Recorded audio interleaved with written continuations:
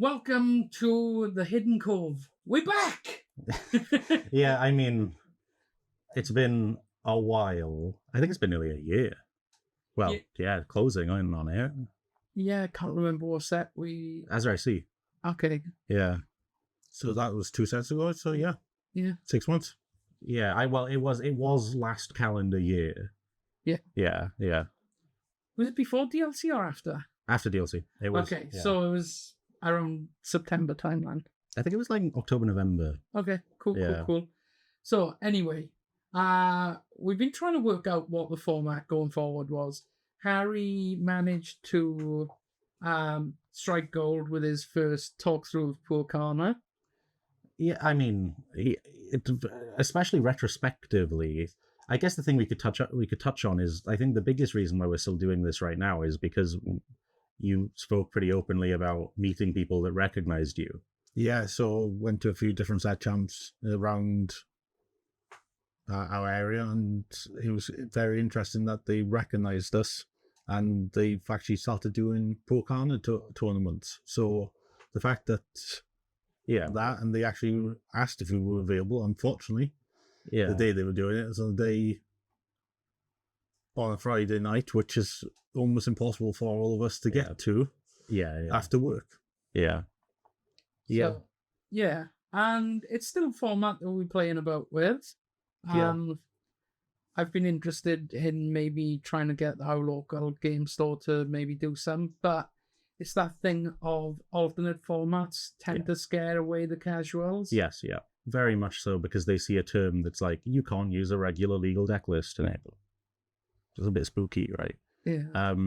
The other difference is, talking about where do we approach Poor Corner from a rotation perspective, like how do we rotate cards as we would normally do? I don't think we do, because when we did our first Poor Corner take, we were heavily reliant on uncommons because the card pool was too shallow. Yeah. I think we could, as our for our version of Poor Corner, we could make it more like an Eternal format. Yeah. But ban Shenpo. ban. Oh. I think if there's a single card that's going to get banned, I think it might be Sail the Azurite Sea. That's a completely different topic, but Sail is problematic. We could try the limit in as well. Yeah. It's exploration of it, right? Yeah. It's weird that we all worked out weird things that were kind of broken when we last did it. Like Ruby Emerald is nuts. Sapphire Steel is objective, especially with the biggest difference is Fortisphere is banned in standard play. Fortisphere is technically not banned in Poor Corner. Yeah. So Bell Fortisphere is one of the most obscenely strong things, and you still have access to let the Storm Rage on, so you can do turn one. This was completely unplanned to talk about, but this is you got Fort, Bell, Sing Storm. It's like it's all kinds of broken. Yeah, the whole Steel in general was a bit broken in our last one. Yeah, cannons, and with Sapphire's top end as well. When you got King Louis, yeah, there was actual top end. Like there was no other ink had top end, right? So it was Shenpo was insane. Shenpo was arguably too good. I'm so thankful Lady Cluck is uncommon, because if Lady Cluck was common, that format would be so broken open to a point where it would be like we cannot play it. Then we've also spoken pretty openly about maybe trying Street Rat, which is what we would approach as Artisan, which is common, uncommon. It's a very different format. It's you have some of the strongest cards in Lorcana period are uncommon. Like you got Pete, Games Referee. Which is probably the most broken card in the whole game. The biggest thing to talk about in terms of uncommon right now is Beyond the Horizon, because Beyond the Horizon is then legal in an Artisan format, which that's a whole thing in itself. And Into the Unknown? No, that's super rare. All right. Although that card would be insane. Yeah. In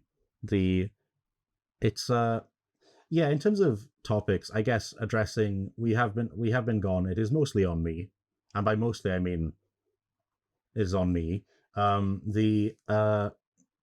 I think hearing about people genuinely connecting to content in a way that I would never have expected is very cool. And I think it's what's made me want to push to do more stuff again. So if anybody that was there sees this, there you go. That's why we have a video. Well, granted, if we cut the video, I waved at the camera. So, the other thing was we did try to do a podcast over Discord. Yes. And we found that without being in person and social cues, we just spoke over each other for ages. Oh, it was so bad. It was so bad. Like I went through the editing process of it, and Nick, who isn't here with us in this episode, the amount of times I felt so sorry for him where he's going, because like there's a delay on Discord, right? So you've got that like slight delay of someone starts talking, but you don't actually know they've started talking yet.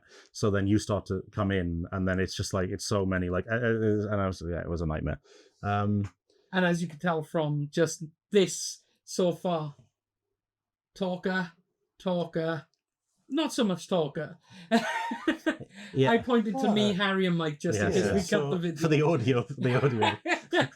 That is the point as well. We can go for an audio stream. Yeah, that is indeed true. And I don't mind not speaking as much because you guys are good to lead in it. So, well, I mean, there will be hopefully it'll be ample amount of time for everybody to talk anyway, right? But I guess we wanted to open this up with the topic that is the most applicable to us right now, because it's a new set. We're now 3 weeks in, ish, around about. I guess we can talk about, Michael, maybe if you want to touch briefly on your UK Games Expo experience.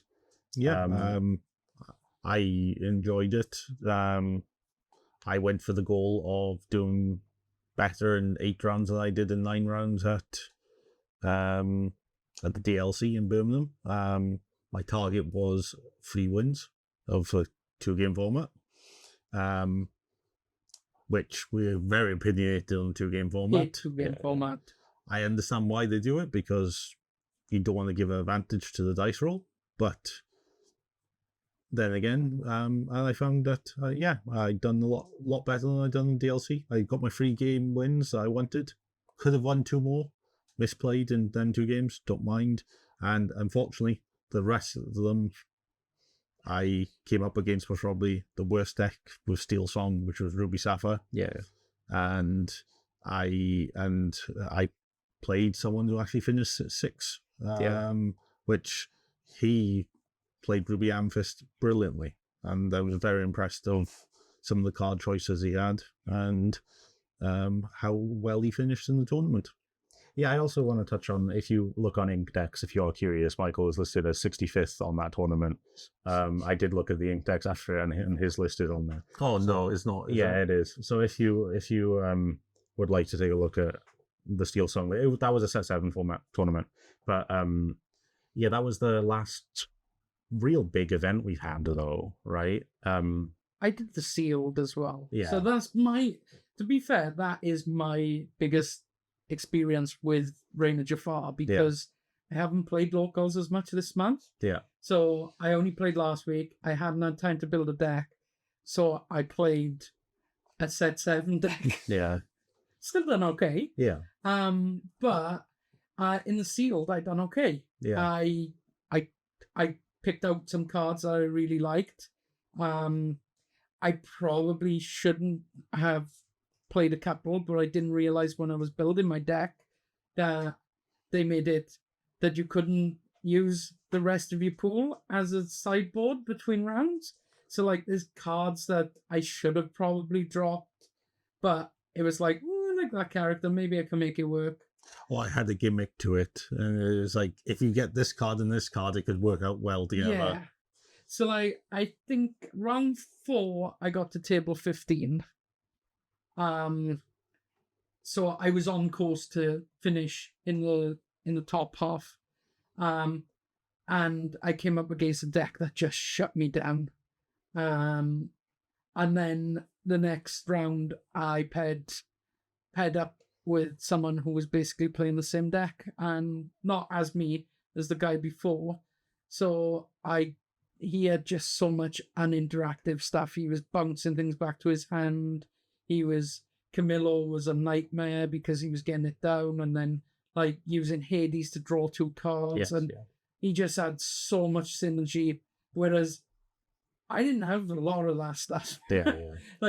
All my shift targets, I didn't get the little one and things like that. And it just pointed out that things like Ludwig von Duck, like von Drake, is stupidly broken, especially in a sealed format.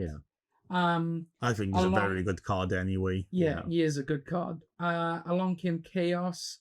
I had in my deck as my only sorcerer removal, and he ripped it up my hand so many times that day. Are you thinking of Stop Chaos in his tracks? Stop Chaos in his tracks. You could tell I haven't played much yet. No, I will see. That card hasn't been seeing any play anyway. And then in Constructed, I had done terribly. Although I did come second in our pod.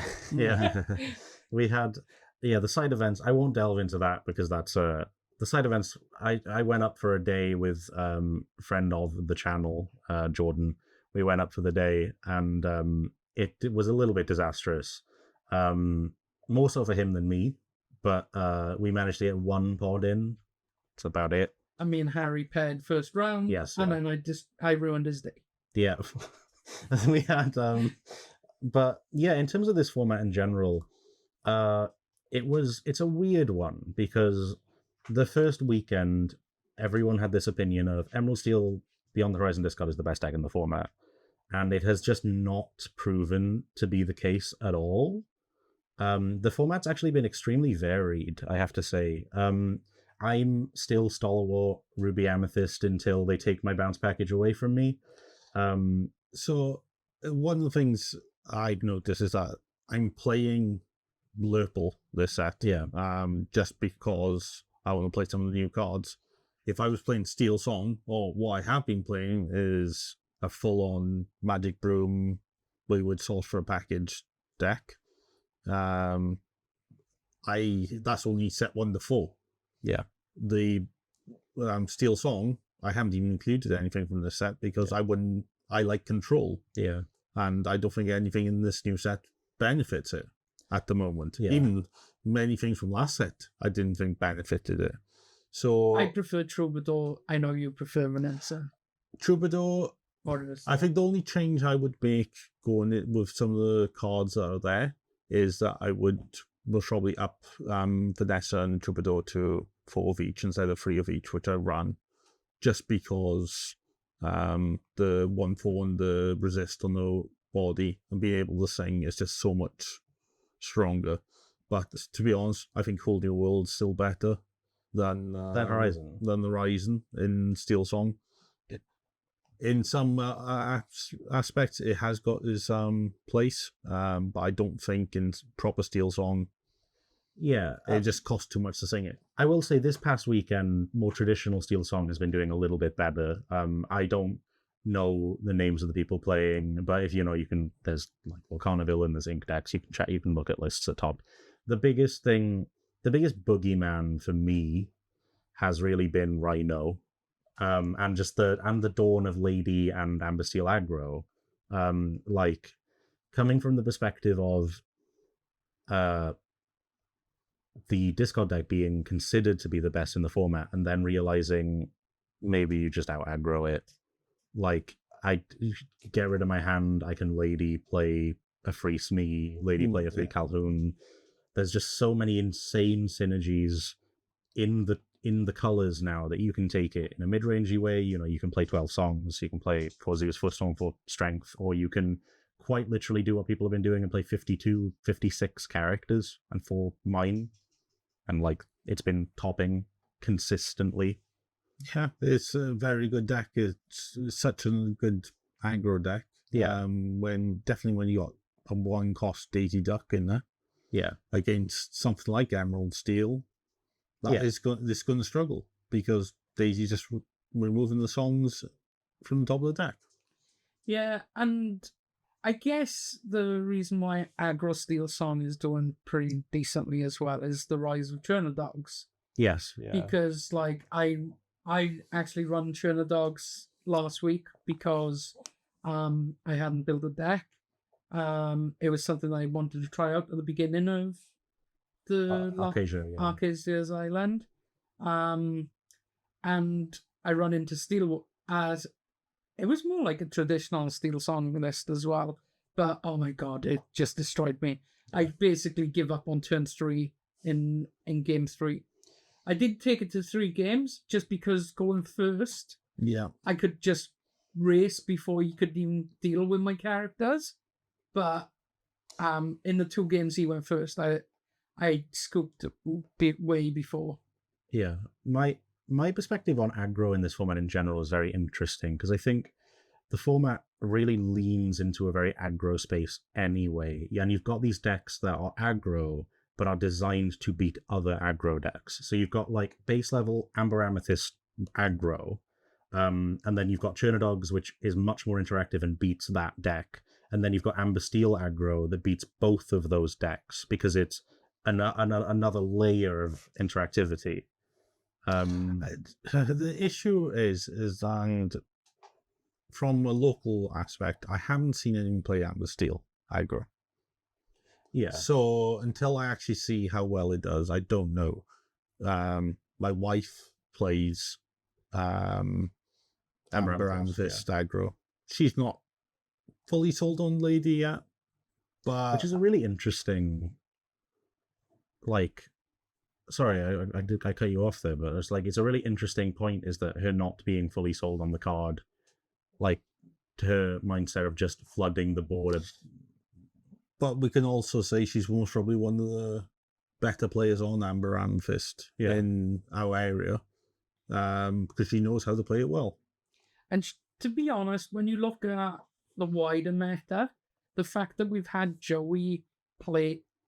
Did you want to cut that out? No, it's fine. Joey's in the last video. All right. Yeah. Yeah. So the fact that we've had Joey on aggro throughout has just kept the meta in check. I think and it was interesting, we getting a few more people on aggro. Like yourself, you joined. We had. I started on aggro. Yeah. Aggro is usually what I prefer. Like my main deck in Magic is Rin and Seri. Go wide. And try and do that. And I was playing Stitch aggro at the start. Yeah, but ironically was I think after I came back to Locana, I think one of our very first games was when you were on Steel Song, and I got fed up after about 3 or 4 weeks of just losing with what I was trying to build as a competitive deck. I just went, nah, I'm just going to play Rockstar Stitch aggro.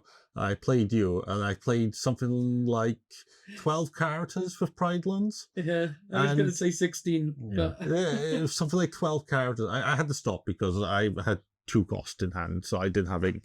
But it was a situation of you went, grab your swords. And I just went, oh, okay. There's been the rise from aggro. There's like from the ashes of hamster, play hamster, shift 2 hamster, quest for 2, I don't die. There's been like a really big push towards Ruby Sapphire items has been doing really well this exact weekend. This is a very fresh change. I think it might just be because Amber Steel is everywhere. But Ruby Sapphire items has been really skyrocketing in popularity. One of the recent tournaments, I forget which one.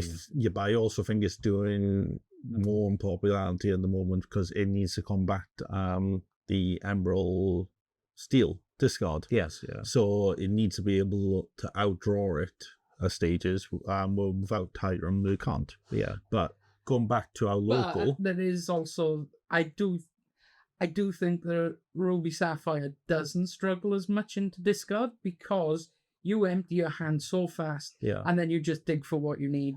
I would argue that Ruby Sapphire has one of the strongest matchups into discard of the formats. Yeah, because you're always digging.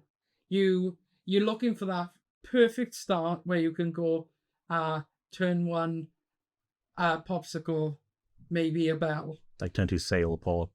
Yeah. Yeah. Or Tipo.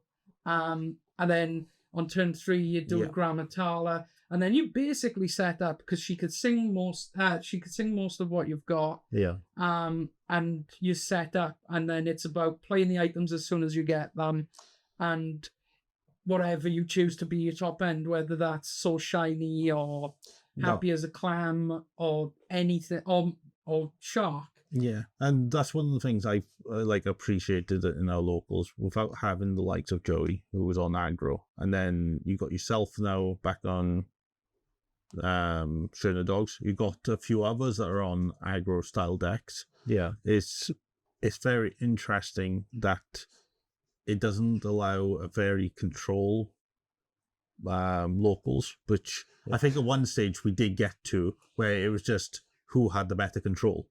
So my favorite deck it's tough. The deck I've had the best success with is Steel Song, which is a control version of Steel Song. Yeah. I do like the version where you turn 1 queen, turn 2 shift queen.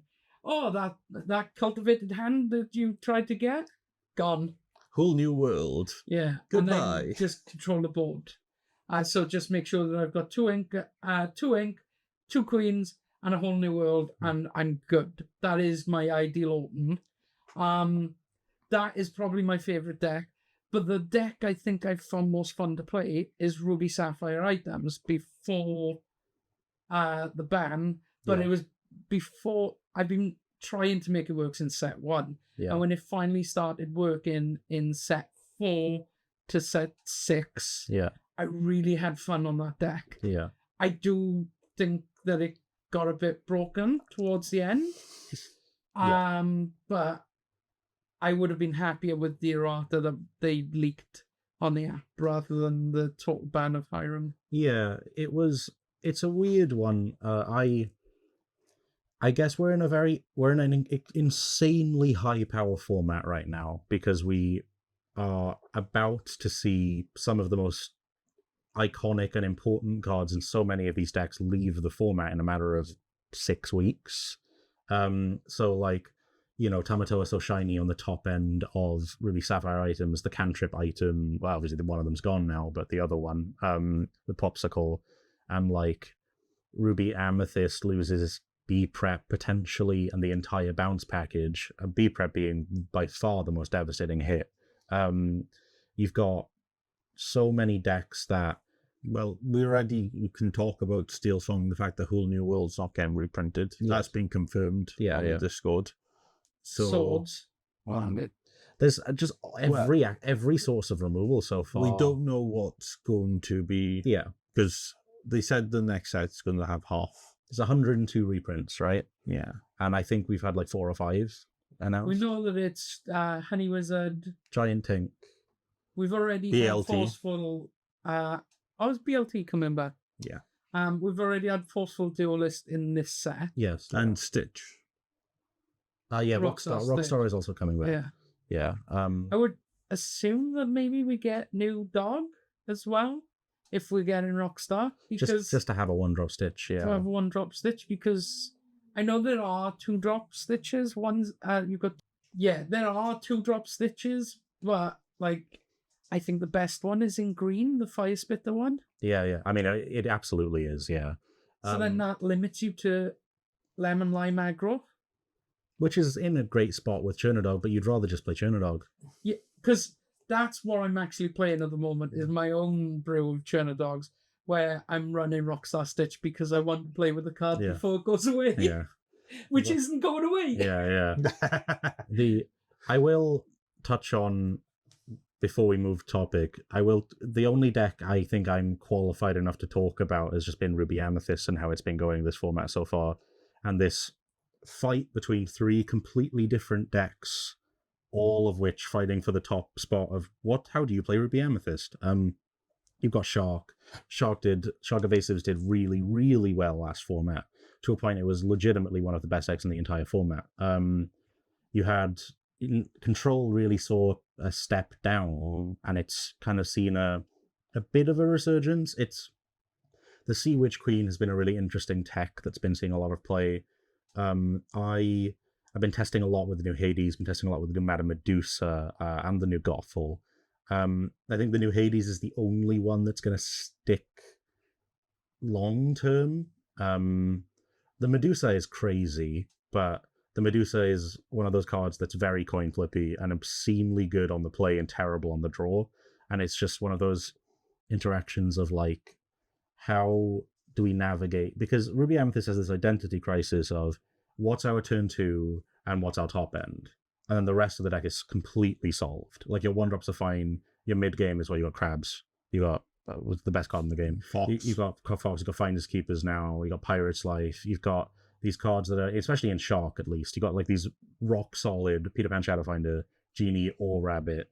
Yeah, it's Iago. Iago, which I weirdly don't play, but everyone else is really high on Iago. Iago's been seeing a little bit more resurgence now with Emerald Steel everywhere. You need something to deal with Diablos. Granted, it does die really easy to Emerald Steel as well, you know, but Emerald Amethyst's been doing really well. The pull the lever, wrong lever package is popping off like crazy. I think the card's really fun. I'm really eager to try that deck. Yeah, and I'm like one of the decks that I've gone back to this set is, and as everyone knows, definitely in the locals, I do not like foils. Yeah, I am a bit OCD on my collection. I do not want foils in it. However, I have decided that, and I have completed it, my Magic Broom deck is completely foiled out. yeah. That's my only deck that will be foiled out, and I'm enjoying it. That's one thing I actually legitimately want to talk to you about. I'll put the list in front of you just so you know before we Not enough brooms. before we end. I can this tell you topic, now, there's not enough brooms.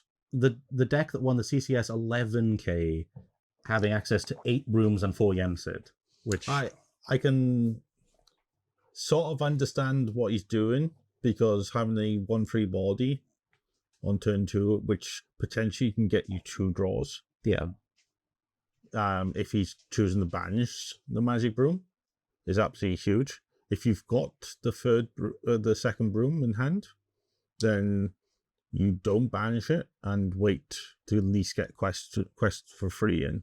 And Yensid has already got you that draw, which not many cards have draw. yeah.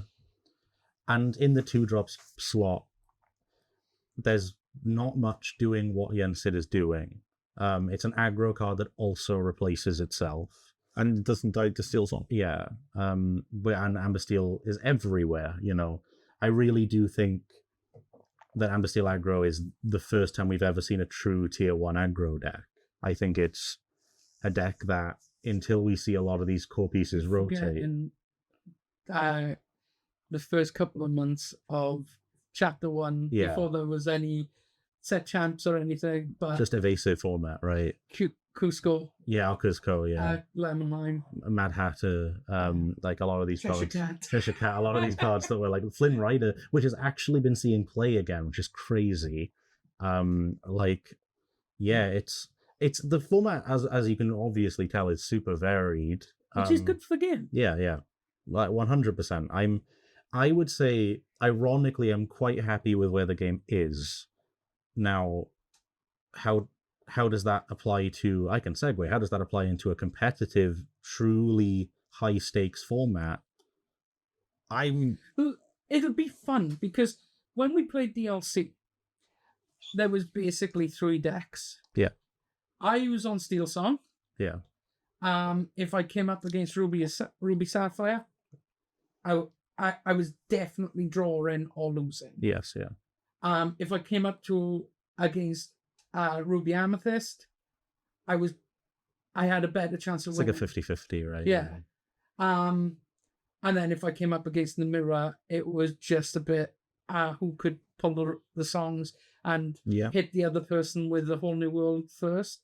I think I won my only mirror match that day, but every time I sat down against a Ruby Sapphire, I thought, That's exactly how I felt at the UK Games Expo. It's like, and what was worse is that the table to my left and the table to my right, all 4 players were playing aggro. Yeah, so it's the favorite matchups, Ruby yeah. Sapphire player was looking directly at me and going, "I'm glad I have you," Yeah. and I'm looking at them going, "Why couldn't I have any of them?" Yes, yeah. Yeah, it's one of those things that I guess touching on when this goes up, provided it goes up on Saturday or Sunday, or maybe a bit later, it depends. Saturday or Sunday, hopefully. Worlds will be happening as this video is uploaded. So Is it this weekend? yes, it's this Saturday, Sunday. I believe 20th and No, it's 27th, 28th. are you sure?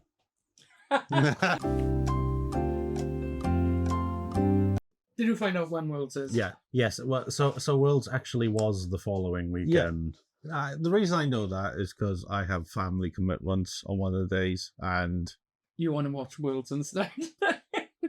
I was told I had to go to the family commitment. Yeah. So my plans of that weekend just being completely and utterly just in front of the TV. It's out the window. So I will say that actually makes it easier for me. So it probably will be out before Worlds then, because it's a little bit easier. However, the reason I bring up Worlds, and we were talking about deck construction and just decks and the format and how varied it is this is the triple deck constructed format. No. Round 1 to 3 is the super sealed format. Yeah, so rounds 1 through 3 are super sealed, and then what, rounds 4 through 9? No, the 7. 4 through 7, sorry, yeah, are constructed. But it's a triple deck It's triple deck format, constructed, yeah. which you have to have all 6 ink colors. You have to represent all 6 inks, but you only, in theory, only have to play 2 decks. Well, your opponent bans one. Yeah. Now, because it's open deck list, it's a totally different discussion of, let's say all they had was the 3 deck combinations.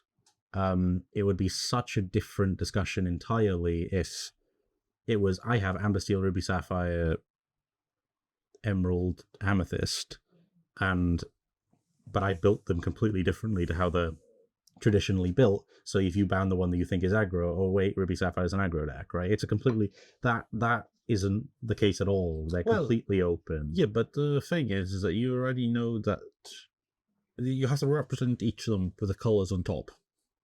And certain players are going to have their main deck just completely banned every game. Yeah. But these guys are very good players. Oh, yeah. Yeah, we're talking about the top 28 best Lacana players in the world. Yeah, but I still, I like the format. I like the triple deck format. I do like that. I'm not too fussed about the banning of decks. Sure. I'm not. So I think for Worlds, I think that format seems fun for a side event. I think But they could approach just a DLC and be like, here is the format for this DLC, similar to what Yu-Gi-Oh does. On All Stars kind of event. Yeah. Where you, for example, you have this Worlds, they could have done a day where it's just like, you're all going to play in this thing where it's going to put you into your seeding for the following days. The lower state. Which is it doesn't affect the tournament. Well, it does by the seeding, but they still have a chance of playing the decks that they want to play. And that's it. I want to see the best players in the world playing the constructed decks that they've put so much time into. I don't think I like the idea of, I can't remember any names of the DKP. Not on Ruby Sapphire. Not on Ruby Sapphire. Yeah. Because no one's going to let him play it. I want to see him play that against the tops in the world. Yeah.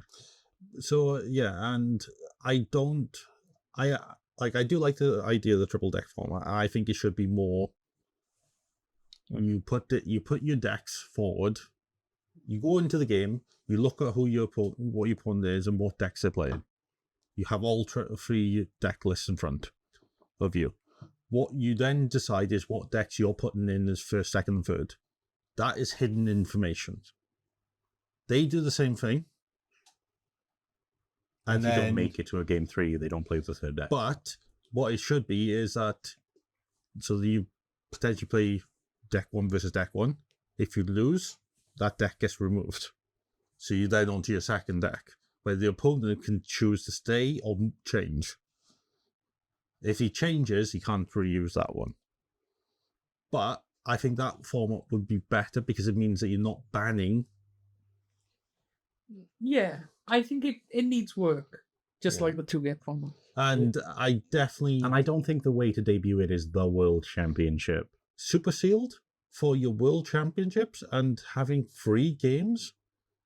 And it's your first, second, and third game that gives priority into your 4th match.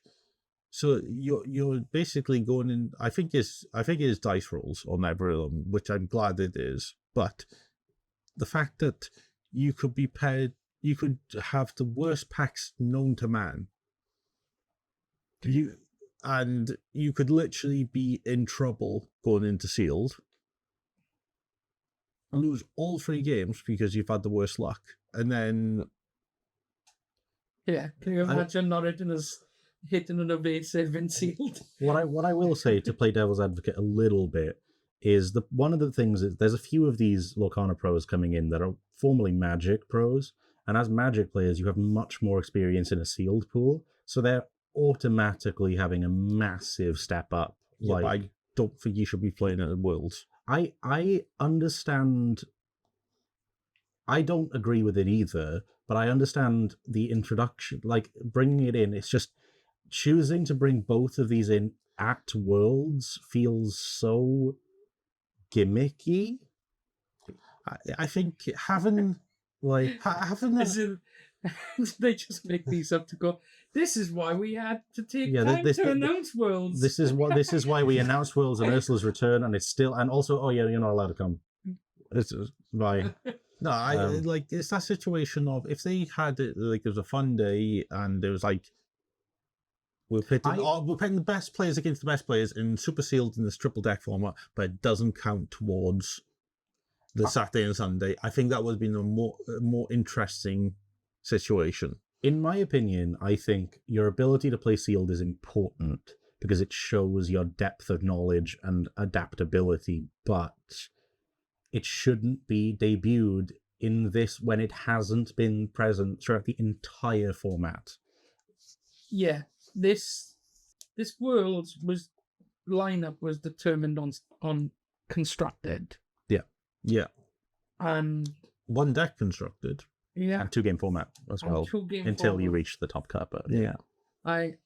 If they want to go with a different format for the next DLC, fine. I will be happy to see the 2-match format go. But I would prefer that this is finish off the 2-match format constructed at Worlds, and then next round of DLC we do the super sealed and the. I am all about, like, we announce a new wave of DLCs. Super sealed is the first 4 rounds. Yeah, like I'm fine with that. Well, they're not even doing 2-match format. It is best of 3. Best of 3. Yeah, from round 1. It's best of 3. From round 1. It's best of 3 all throughout. Yeah. There are players that are spending most of their testing time now on super sealed. Zansied, I spoke about it briefly. I did see briefly saying that they have their pod where they are just grinding out super sealed like non-stop. And I think there is a depth of I think there is a fundamental there is, of course there's skill in sealed, right? But there is also an element of luck. More so, I'd argue, than any other TCG format, because it is entirely based on the seedings of your packs. Now, are the packs going to be seeded in the way that sometimes we receive them, where we get 8 packs in a row and they have the same lineup of cards in them? Like we've had such bad products sometimes where you'll be like, the first 6 commons are the same throughout 4 packs. Like suddenly they have play sets of cards. Like, is that, or are they? I don't mind if it's 4 sales as right. See, I think someone's gonna be happy. Yeah, exactly. That's well, I mean, I think everybody. Oh, and if it's not limited like sealed normally, imagine the deck. Which I don't believe like it 8. is. No, it is. I think it's you can't do. I think it's only so many colors you can do. After So you're limited to 3 inks, but there's no limit on card counts, from my understanding. Okay, that makes sense. Yeah. But 50 is a 50 card sealed deck. Okay. Yeah, we're very professional here over at the Hidden Cove. We don't have a Google image search app of the rules, and I definitely knew when Worlds was. and I totally know what Super Seal is. Yeah, it's just 4 packs of set 5, 6, 7, 8, and that's it. Okay. So you have huge representation of. Have they run out of ink blends finally? They finally got rid of Floodborne.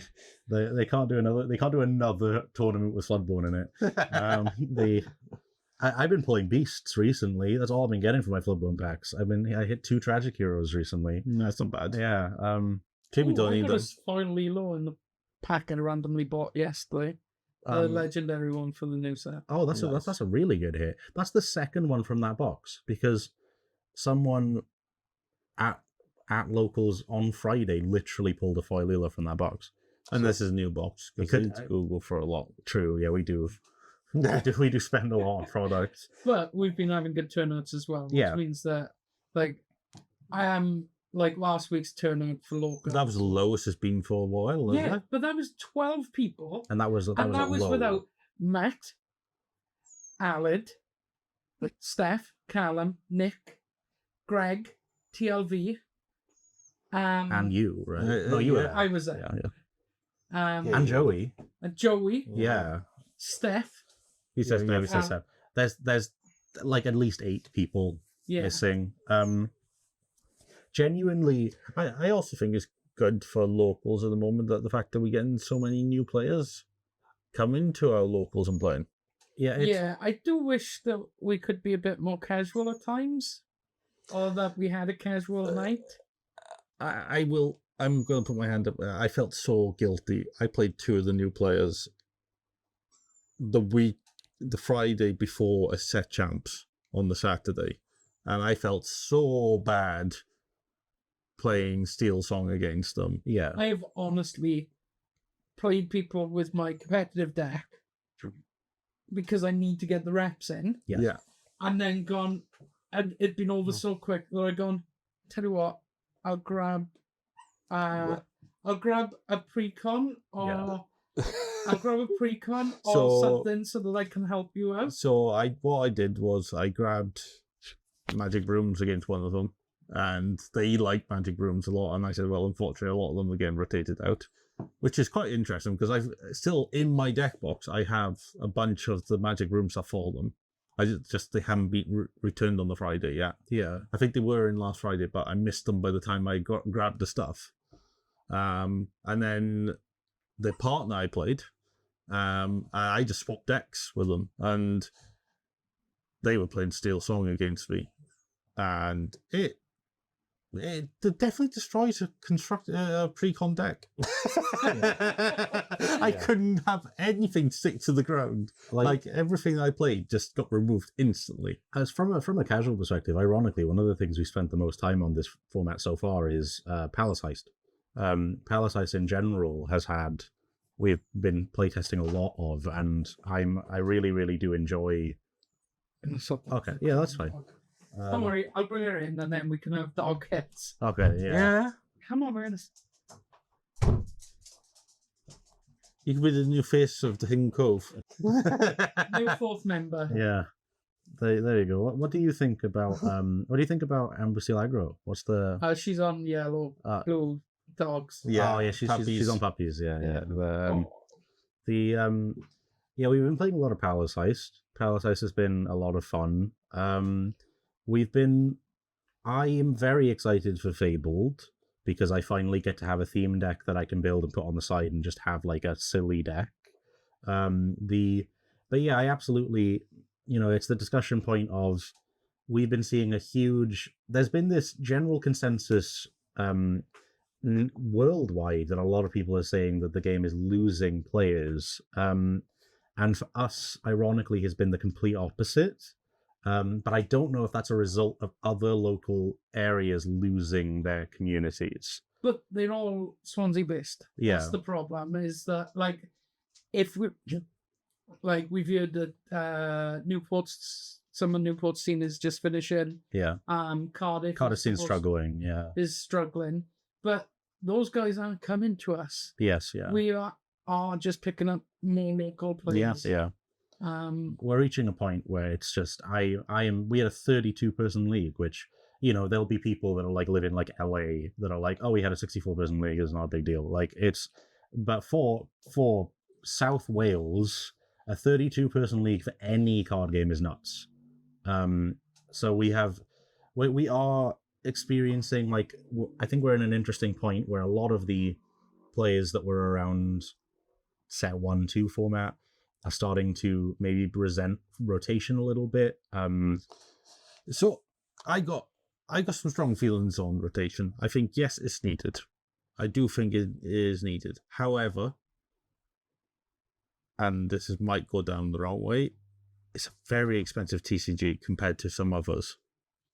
Yeah. Like the buy packs. Yeah. And it's aimed towards some children.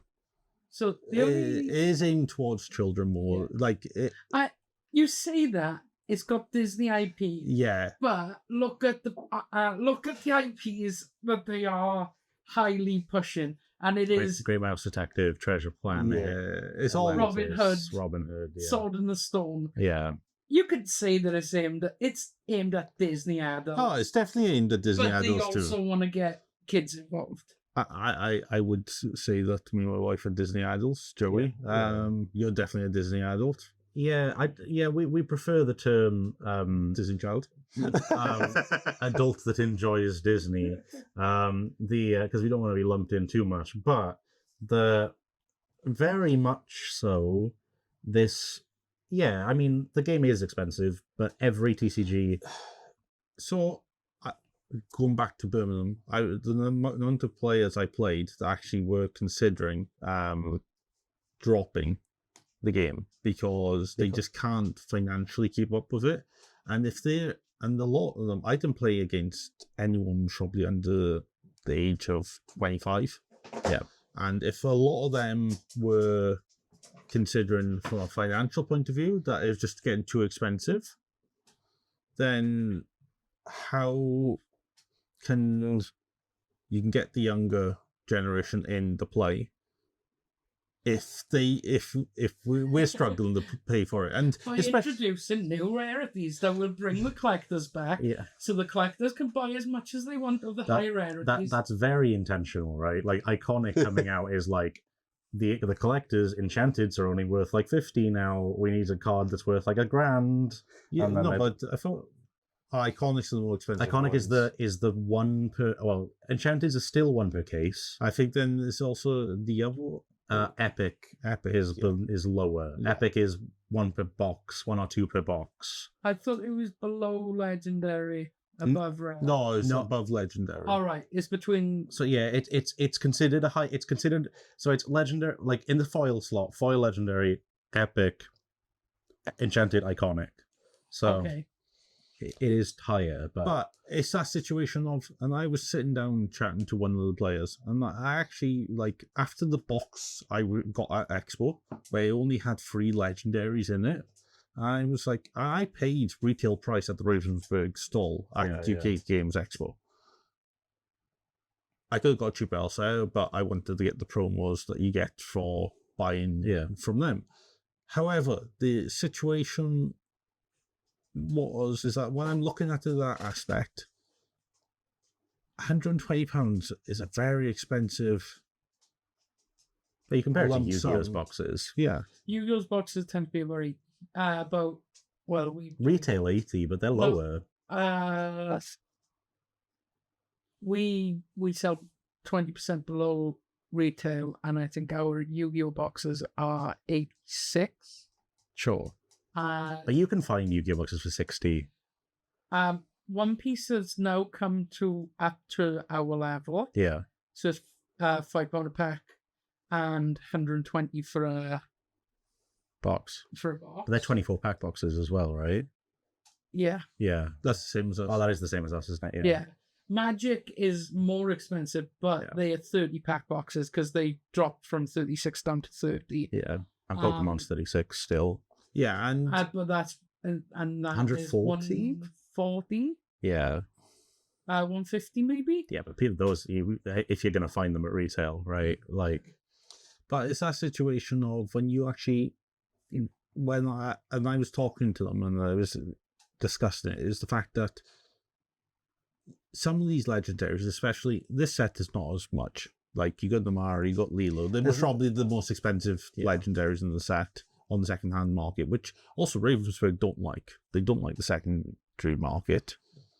No, I think that is a TCG wide thing where Pokemon, Magic, all say they don't like it, but then they print things that will specifically excite the secondary market. Yeah, and it's that situation of when I look at it and everything, it's not enticing youngsters into it. For example, I tried to get my niece and her parents, so my stepsister and her partner, into it, and it's a situation of when they looked up the prices, they were kind of like, like, as much as it's nice, and there's like, how many sets? And I showed them. Okay, so rotation should, in theory, help that. Yeah. In that, between reprints and knowing that these cards only have a set life span, it should bring the overall cost of things down. Hopefully. You will get something if, like, things like Maui Half Shark, which is going to be a staple for the whole cycle, will be expensive, like Shieldred and things like that. Yeah. But that's a great comparison, though. From Magic's perspective, those singles are triple what we're paying for the most expensive cards. Like, while Lorcana is up there are card games that just trounce on it price-wise. Magic's one of the most expensive card games to get into, but it also has a lot of approachable product. That's one of the things that this game struggles with. There's very little gateways in. There's a lot of players that are like, I'd love to pick up the game. Where do I start? And you just go, I point them a gateway in the shop. Yeah. But which is very good value. But then again, a lot of that is getting rotated out. I think all of it is. Yeah, most of it will. No, it's Shimmering Skies product, isn't it? So it's a mixture of 4 and 5. I don't know. It's nothing from 5. Oh, in which case it's all getting rotated. Yeah. But it teaches you the basics of the game. And I think there's that mix of, there's people who come in from Yu-Gi-Oh! Who are like, oh, why rotate? And they're likely to have blinged out decks and stuff as well.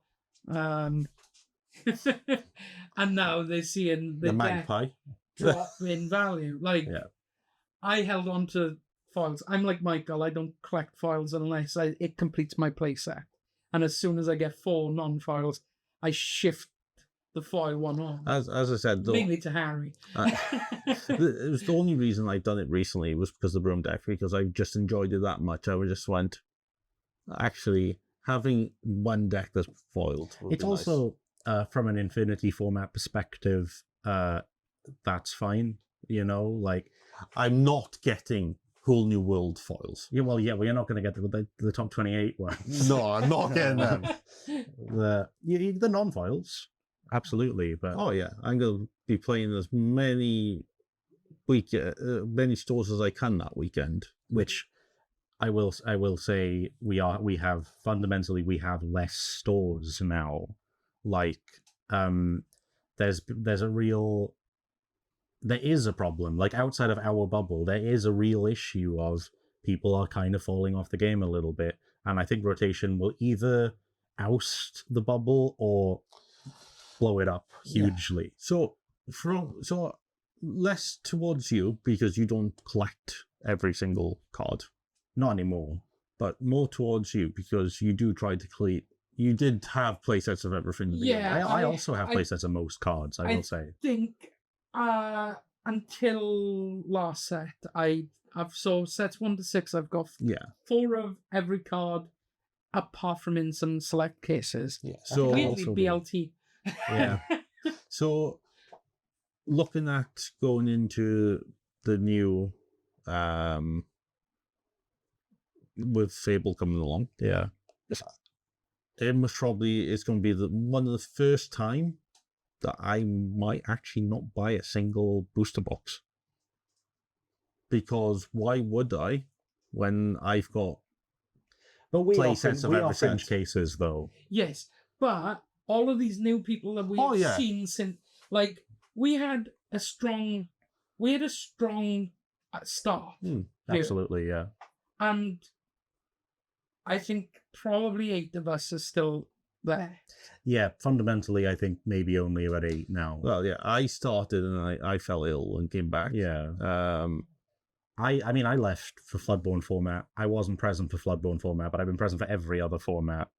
I've been present for all formats. Yeah. But, like, other than me, Matt, Nick joined first chapter late, but has been there since. Yeah. Uh, But he's also feeling a little Burnt out with the game. burnout from it. Yeah. No, and I agree that the whole situation of, but I think this is the first time where, from me, because I'm also a collector of the game, I enjoy it. I do have You've got everything but Enchanted. everything but Enchanted and foils. Yeah. I will collect all the promos. But it's one of them situation of looking at, well, Fabled specifically. I think for me, it's going to be great because I don't have, because it's not alternative art. It's a break for you, really. It's going to be a nice break for me, Yeah. where I can only buy the cards that I actually need. Ironically, for me, it might be the most expensive set I've ever had because it's Goofy Movie stuff. But fundamentally, That's the only reason I need to buy boxes. yeah, To pull the Enchanted. pull the Enchanters from me. The yeah. iconic. No, there won't be iconics. No, there will be iconics in the set, but there won't be Goofy Movie. There will be 2 iconics, Mickey and Minnie. And there won't be any of the epics. mind you, I think there is. You say No, because that. it's previous art. Yeah, so Oh. Honey Wizard is one of the... Honey Wizard is Elsa. Enchanted. Elsa. All right. So Elsa. Elsa is the Ice. It's not Ice Maker. I forget what it's. Snow Queen, I think it's called. The one that had the funny enchanted in the 100 gift box. Yes. She's the 2/3 exert her to exert chosen character. Right. Is that one? Yeah, that's the one that was... I think so. Yeah. But that being said, like, when it comes back to the expense of it and rotation, we have had, we're on set 8. We have had 8 sets where Rapunzel has been a staple. Yeah. Maui has been a staple. Yeah. Be you've drawn. Prepared is still the only board wipe in the game. Be Prepared is one. I mean, Be Prepared warps the format. Yeah. Be Prepared. Tamatoa from So Shiny. Yeah. Well, These are all, like, we had one reprint run of first chapter, which means that everyone who has joined since Floodborne has not had access to these cards except on the secondary market. Yes. That is why Rapunzel has been £50 for 8 sets. That's why Rare Maui has been £15 or Whole New World. Yeah. So this reprint is needed. Well, it's also literally proven because the prices have plummeted. Oh yeah. They're like Whole New Worlds worth like £6, £5. No, Maui is down to £3. Really? Yeah, Maui's down to £3. Strength of the Raging Fire is down to 5, maybe. It was 15 like a month ago. Yeah, not even. Yeah. And I'm a big proponent for, as you can tell, for rotation. Yeah. I've been saying for a while. Oh yeah, but we, as a Steel Song player, yourself, both of us, we know. Looking at it, well, when was the last time we properly added a song since set 4? Well, the format will be flipped on its literal head because all of the cards that were printed and they realized, oh, this is too good, are never coming back. Or we could be totally wrong and they could all come back. Except for Whole New World, because we Yeah. know that they've stated that on the Discord that it's Yeah. not being reprinted. Infabled. Yes. Yeah. But they could change their mind. We don't know. Yeah. They that is one of the biggest problems and that I have with rotation is the way it was communicated. I was like, we had the leak, they didn't address the leak, and then I was telling people we can't take that as read until we hear it. I think that they should have gone the same route as One Piece and Star Wars. The other two games that It's are just basically set one, right? Yeah, they're the COVID baby TCGs, right? Yeah, they're contemporary. Yeah. One Piece came slightly before, Star Wars came slightly after. Yeah. And they have given a year's warning that year one will be rotated out. Yeah, so we're all discussing the idea of rotation before it actually happened. And one of the things I thought that potentially was going to happen, especially with the release in Asia, Yes. is the fact that they would have waited another 12 months. Just because I think the Russian releases out there now, but the one they're like one bam, stage yeah. was it Inklands they're up to or something for the tournament scene. Yeah. So it's that situation of giving them less than. It depends on how their rotation applies, you know. But it's also the situation when it comes to Worlds. You can't have a set rule for Asia players and the set rule for everyone else. Funnily enough, Yu-Gi-Oh! Has this exact issue where TCG and OCG are fundamentally two different card games, but they create a weird amalgam format for Worlds that's like, this is the Worlds format, and I think that might be what they do with this game.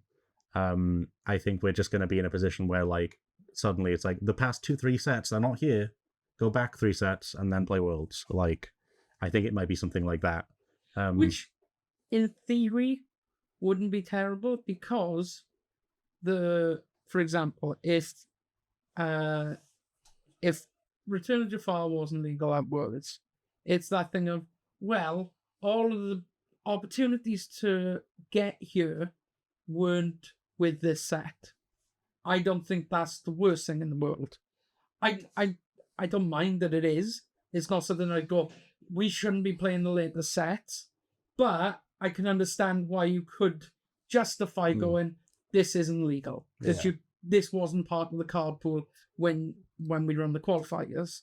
But yeah, it's that thing of, I just think it was badly communicated. And this is coming from someone who's been calling for rotation since set 6. I've also been in a similar boat where I've been seeing cards get printed and they're like, this is a lower power version of a card we already have. This is evidently a sign of rotation, and it has not been communicated. Yeah, they should have communicated it a lot better, especially when you look at the Lilo gift set. Yeah. The fact that included several packs. Included almost entirely rotation. And then it wasn't long after that. They announced on stream that it was going to have first chapter. Yes, that was another thing, which is insane. Before we even get into the fact that it became obvious that a month after it coming out, they announced rotation, that they were dumping stock on us. Yeah. And charging us retail. Effectively. Yeah. Yeah, and is the reason why a few stores decided not to go ahead with their order. Yes, yeah. Because if it was first chapter... they would have sold out like everything. Yeah.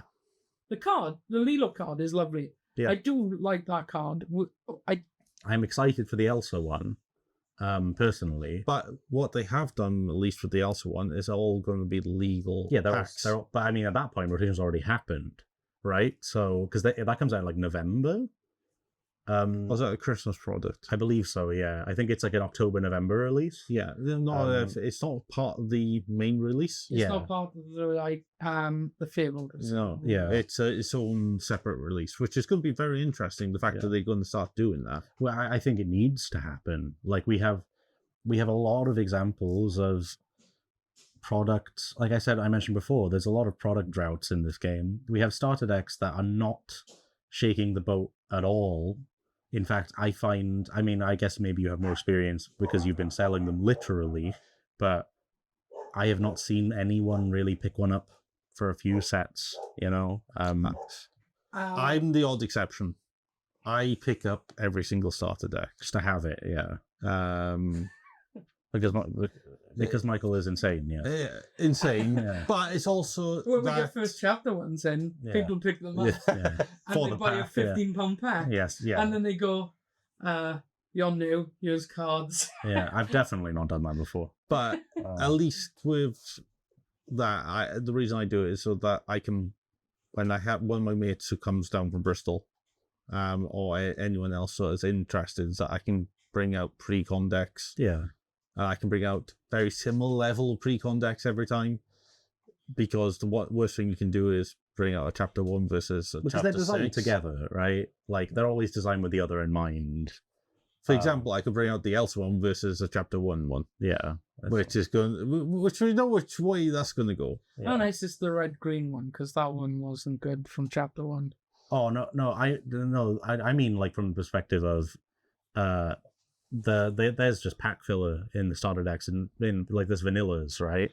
Yeah. Whereas the new starters are actually pretty strong. Well, mind you, after doing the DLC side event, yeah, I will never do another starter deck event. Yeah. That is what put me off buying starter decks. I think I bought at least one from each release until that event. I think looking at least what they are doing as well, and it's kind of maybe it's because people are actually hyping the cards, but like the Elsa, was very expensive on the second-hand market, and the fact that the Iago and you could buy the foil. The same with that one. Yeah. Like how much Iago once it was going for silver? Iago was going for the price of the starter deck at one point, as a foil, which the starter decks were still all available in stores. Yeah, yeah. It's one of those things that I'd be curious to see, and you know, we have the nice thing is we have comment interaction. Is that what do people that haven't been playing this game throughout his entire life that have jumped in, let's say Ursula's Return, jumped in, because there's a lot of players that haven't been playing since 2023. You know, this game is 2 years old. But out of my experience on the starter decks, is that the best pre-con decks are in the Ursula. Deep Trouble. Lumina's Quest. Yeah, Lumina's Quest, Deep Trouble, and also some of the cards in Palace Heist. Palace Heist. Yes, yeah. They're very good synergy decks. Yeah, compared to some of the start of the constructed decks. Yeah. But that's just my opinion. Yeah.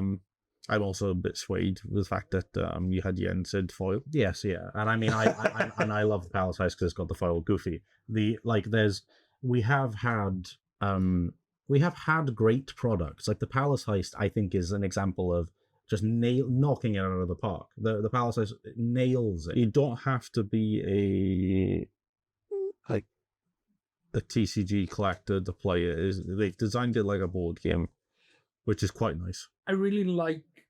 I enjoyed Deep Trouble, but I was put off. I own a copy in here somewhere, but I don't ever intend to open it, even though I'd like some of the cards in there. Yeah. Because it doesn't look. It looks like a back door. Here's some extra fancy cards. Yeah. Whereas Palace Heist looks like a game. It's just because it's in the cardboard box. It's got they have deck boxes. They have a physical cardboard board. They have. It looks a lot better. It's presented fantastic. To answer your question, you can change the cardboard boxes for actual proper deck boxes from the ones that they release. Oh, sure. So you could buy the Tinkerbell or Mickey ones and add them instead. Yeah. And so you don't have the situation of... Well, that was actually something that did come up with us was sleeved cards in the cardboard boxes ended up actually damaging one of the cards because it was too big for the deck box. So there's still downsides, there's still issues, but you know, to give them credit where credit's due, Powerless Heist is fantastic. I think they're slowly getting that down. I would be interested to see what a set 12 Hades like Conquer Mount Olympus would be, you know, like something. Do we then follow the exact same formula and just have the same product again, or do we do something actually different? Like Illumina's Quest, Deep Trouble, I have a great example is I have one box from DLC. I have a French copy because it was the only one available still. The copy fell off the shelf and opened, and it's a case of, well, now this box is completely useless to me because I can't restore it again. Like I have literally nothing that I can store it in, so I've just got this open box with the stuff still sealed in it. So I've used the Ursula Return Trove. Yeah, which it makes sense. Yeah, I've got spare troves, so I probably should do that, but it's in French. It fits almost everything in there, but it's that situation of, that's why you had third-party playmats. Yeah. Of the Ursula playmat, like, come out. I think they realized they're missing a trick here. Yeah. There's been product changes throughout the life of this game, right? The initially we had playmats that were from the set, and I actually think that was better, personally. I think that you should have playmats related to your current set, in my opinion, but I do also understand releasing just iconic characters because it appeals to the non-Lorcana people, and you're at the end of the day, it's just a mat. Yeah. So you're just selling it to everyone. Without straying too much off of the topic now, like, where the game has really evolved a lot in 2 years, so it'll be very interesting to see how the community reacts, and again, bringing in people's perspective. How do they feel about rotation? How do they feel about not just rotation, but maybe how these past 12 months of Lorcana have been? Because, you know, it's been tumultuous at times. We've had radio silence for a lot of it. We've had no competitive events since Continentals. I will give them credit, is that they've hired some new people, and they seem to be doing weekly streams. And the Ravensburger Play Hub seems to be okay. Yeah, so it far. It seems better than... I've got a few gripes with it. The fact that I can't see match history anymore. It's got teething problems. Once the tournament's over. Like, I think the store had an issue where it didn't show people's names. Yeah, it literally didn't even show any information. It was just top. So if you went to standings, they couldn't see anything. It was day one. Right. It was day one. So we'll see how that grows into it. But I'm positive for, like, when I went to Expo, I think we were probably the second biggest card tournament after Star Wars. Yeah. The Star Wars was the international. Was it national or international? I think it might have been nationals. Yeah, I think it was the equivalent of one of their largest tournaments, right? Yeah. But so, like, we were probably the biggest other than that. Especially for, like, a non-sanctioned event, you know. Well, maybe One Piece as well. I didn't really I wasn't familiar, yeah. One Piece. But then when I went to the Retailers' Day, the Ravensburger presentation was the fullest. Yes, absolutely, yeah. All of them. So, like, it was fuller than the Bandai one I went to, fuller than the WotC one I went to. So, like, it was... The passion is there. Yeah, I think there's a lot of people who are passionate about this game. Yeah. The problem is, if it's in pockets like Swansea, and then not more than, like, Swansea, because I can't even say, like, a 10-mile radius, because Llanelli's struggling. It's really struggling, yeah. So, like... And even from Cardiff's perspective, yes, they're doing better, but they're not getting the numbers that we're getting. And I'm not too sure about Cardiff. I viewed it as gone quiet. They were... Again, there might be someone watching that can completely correct us, but from our perspective of what we've heard, the player count has diminished significantly. I think one of the issues I think we had, and we discussed that we would like to go to some of the other stores, is the fact that it's on the same. All the stores are chosen the same night to play in our local area for us to get to. Yeah. I think some of them are pushing it to try and get there for a 6:30 start or even a 6 start after work, so we can just rule that off straight away. To be fair, that's why Nick plays the game with us, is because he would have probably been playing Magic, but Magic starts at 6. Yeah. He can't get there for 6, so we start at 6:30. In terms of, like I said, there will probably be another podcast episode out before I'm gone for a bit, but I'm going to be playing Lorcana, possibly playing Lorcana in a very, very different environment for the Jafar Set Champs, which will be in Anaheim. So there, I'll be very interested to see how that compares to our local scenes. You could do a vlog? Yeah, I was tempted to record stuff. So what are you going to do then? Are you going to take just Ruby Amethyst? I'm considering just taking Ruby Amethyst. And the cards that you potentially need? I'm honestly considering just locking in 60 cards and just doing... So you're not taking like the 20 or so that you've been swapping and changing? Yeah, that's the problem I have with Ruby Amethyst is I'm playing Shark or I'm playing Control, and I'm back and forth every week. In fact, I'm back and forth 4 to 5 times a week. So, I mean, I could just commit to just full evasive. Although, again, I'm very interested to see how Ruby Amethyst does at Worlds. I'm very interested to see. Oh, bless me. That's okay. The top, the top players piloting decks. Yeah, and it's going to be interesting Worlds, but I'm gutted that it's the banning of certain decks, so you're not going to see certain players who are really good at certain decks. You won't see DKP. You're very unlikely to see DKP on Ruby Sapphire that weekend. Unless there's, because that's definitely going to be one of those decks, and it's whatever the other 4 colours are going to be. One last thing I will say before we end off. If you were to have 3 color combinations going into that had to be represented in your Worlds pool, what would your 3 color combinations be? It's a hard. So I was thinking about this, and I think there's a correct meta answer, and then there's other people's answer.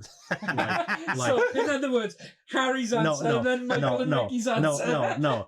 So the correct answer is one I disagree with. It's Amber Steel, Ruby Sapphire, Emerald Amethyst, because all 3 decks are highly represented tier 1 decks. I wouldn't do that because I don't like Amber Steel, and I like the other 2, but I don't really like Amber Steel. So I would be, and this is from playing recently, is that I enjoy playing Ruby Steel. Cut. Maybe it's not the right call, but there is potentially a deck there that I could use. Amber Emerald. Chernodog or Under the Sea? Either.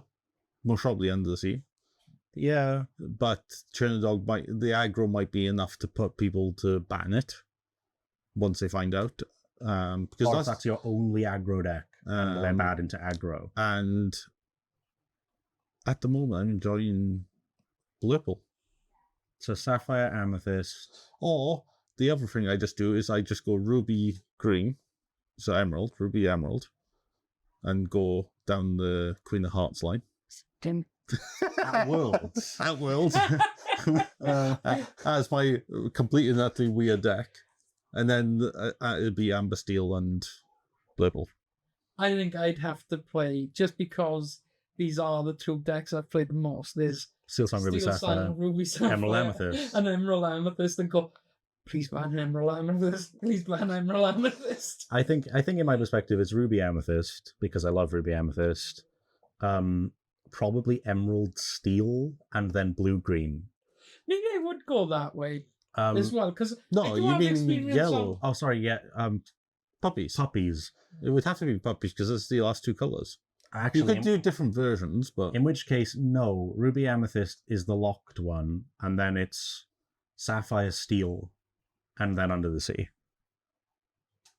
Okay. Yeah. Okay, so if I was going to, I have got a little bit of experience in playing Ruby Amethyst as well. Yeah. So maybe it would be. I don't think I could play Green Steel. Not Green Steel. Green Amethyst. Yeah. Emerald Amethyst. I have no experience with it. I don't know what I would build. So I think I probably would have to go Ruby Amethyst, even though I prefer Ruby Sapphire. Steel Song, and Blue Green, because there is a Blue Green build that I kind of like the look of. I actually think Blue Green's in a really good spot. It fundamentally struggles into a lot of these decks that just rush right now. So if you're taking Blue Green, ban the aggro deck, like, because you do not want to play Blue Green, cow control, or whatever you want to call it, bend to my cow, or like whatever you build. That is not, you put that against an aggro deck, you are getting ran over. Like, it's not happening.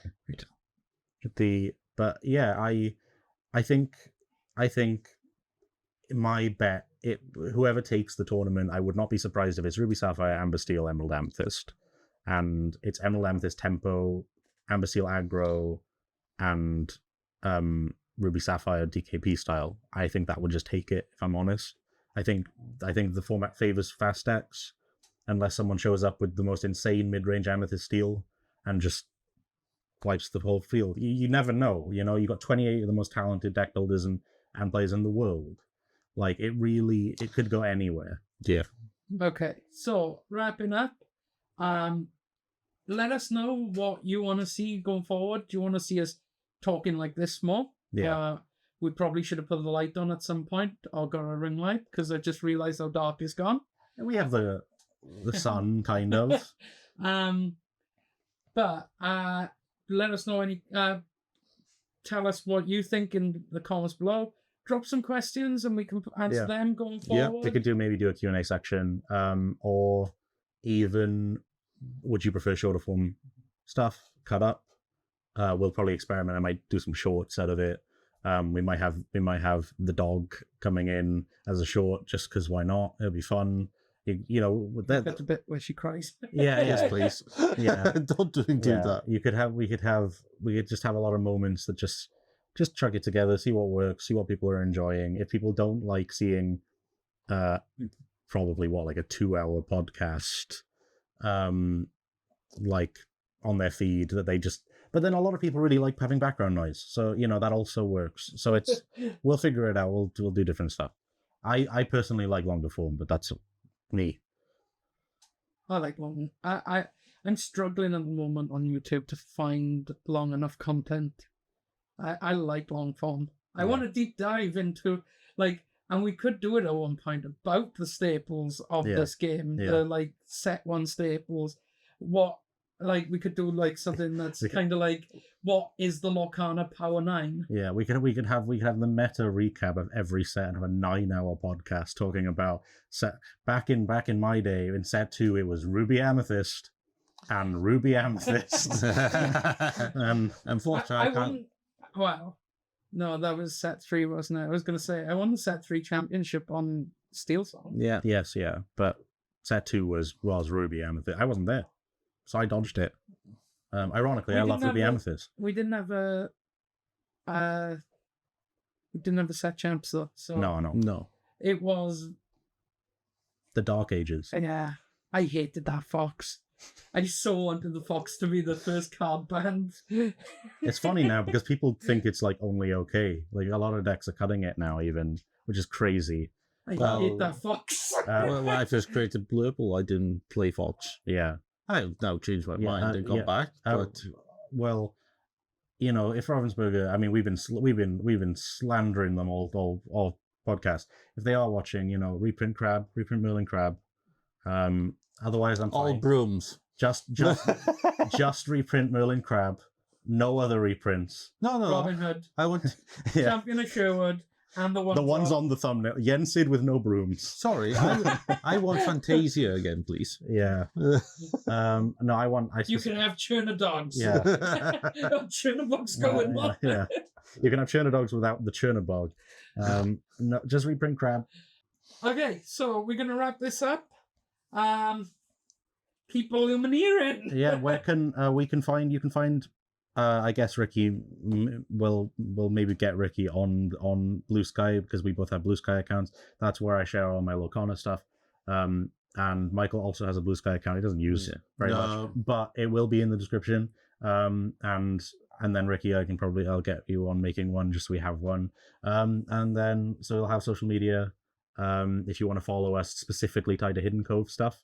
I'm holding the glass like I'm an alcoholic discussing. But yeah, that's pretty much it. If you do want to comment, you want to talk about anything you want to see, like we mentioned before, anything you want to see different. Maybe you don't want to see our faces. Maybe you want to see artwork instead. Maybe you want to see exclusively our faces and don't want to see artwork. Maybe you just want to see gameplay. Yeah, maybe you want to see gameplay instead. Maybe you want to see more of a local deep dive as opposed to talking about other formats, talking about the largest. Maybe you just want us to talk about Porcano all the time. But in which case, before I continue to talk, yeah, that's pretty much it from me, I think. Yeah. So we've reached 20 lore. It's time for us to go. That's not bad, actually. I wanted to this could go as a sting on the end or something. But when you said we know the Fable the Iconics are going to be Mickey and Minnie. Yeah. Just because we got a Mickey that looks as if it leads into a Minnie doesn't mean we're getting a Minnie. Yeah. Because we got a tramp with fucking spaghetti and no lady with fucking spaghetti. That's true. Can you imagine how funny it would be if it's the Mickey and then in front of him is like Donald falling over, like in front of the Minnie, and it's just like completely taken over the shot.